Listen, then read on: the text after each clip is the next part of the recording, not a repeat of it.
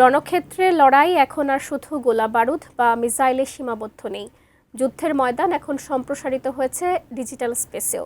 মধ্যপ্রাচ্যের উত্তপ্ত পরিস্থিতির মাঝে সম্প্রতি ইরান দাবি করেছে মার্কিন অত্যাধুনিক F-35 যুদ্ধবিমান ভূপাতিত করেন। যেই অসাধ্য সাধনে তেহরানের পাশে দাঁড়িয়েছে চীনের একদল সাধারণ মানুষ। আরও বিস্তারিত জানাচ্ছেন ত্রিবেণী তনু।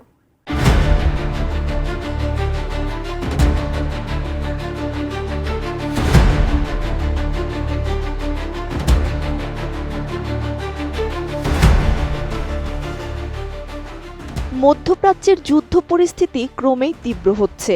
এরই মধ্যে ইরান দাবি করেছে যে তারা যুক্তরাষ্ট্রের আরও একটি অত্যাধুনিক F-35 যুদ্ধবিমান ভূপাতিত করেছে।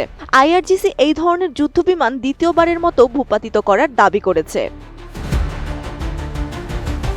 আমি বুঝি নির্মাণের শিল্প, সালাম স্টিল বোঝে ডিউরেবিলিটি। সালাম স্টিল, মোস্ট ডিউরেবল স্টিল। এ ব্যাপারে চীন ইরানকে বড় সহায়তা দিচ্ছে, তবে রাষ্ট্র চীন নয়, দেশটির সাধারণ মানুষরাই এই সহায়তা করছেন বলে জানাচ্ছে চায়নার গণমাধ্যম সাউথ চায়না মর্নিং পোস্ট। প্রযুক্তিগত দক্ষতা সম্পন্ন চীনা নাগরিকরা স্বেচ্ছায় ইরানকে অনলাইনের মাধ্যমে সাহায্য করছেন। গত 14ই মার্চ চীনা সামাজিক মাধ্যমে একটি বিস্তারিত টিউটোরিয়াল ভাইরাল হয়ে যায়। বিষয়বস্তু ছিল যুক্তরাষ্ট্রের অত্যাধুনিক স্টেলথ যুদ্ধবিমান F-35 কিভাবে ভূপাতিত করা যায়।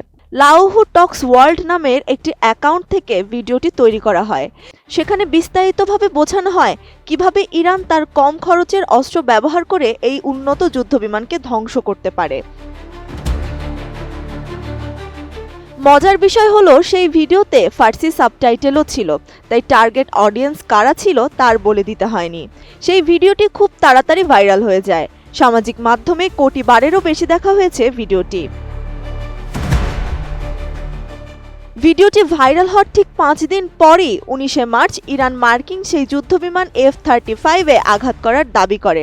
28শে ফেব্রুয়ারি মার্কিন ইসরায়েল ইরান যুদ্ধ শুরু হওয়ার পর থেকেই এই ধরনের উদ্যোগ আর একা নয়।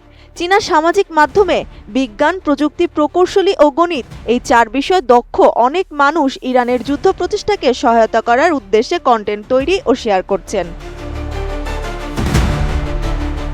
বিশেষজ্ঞরা একে বলছেন অনানুষ্ঠানিক যুদ্ধ সহায়তা। কোনো সরকারি প্রোটোকল ছাড়াই ইন্টারনেটের মাধ্যমে এক দেশের দক্ষ জনগোষ্ঠী অন্য দেশের বাহিনীকে কারিগরি জ্ঞান দিয়ে সহায়তা করছেন, যা আধুনিক ভূরাজনৈতিক এক নতুন এবং জটিল সমীকরণ তৈরি করেছে।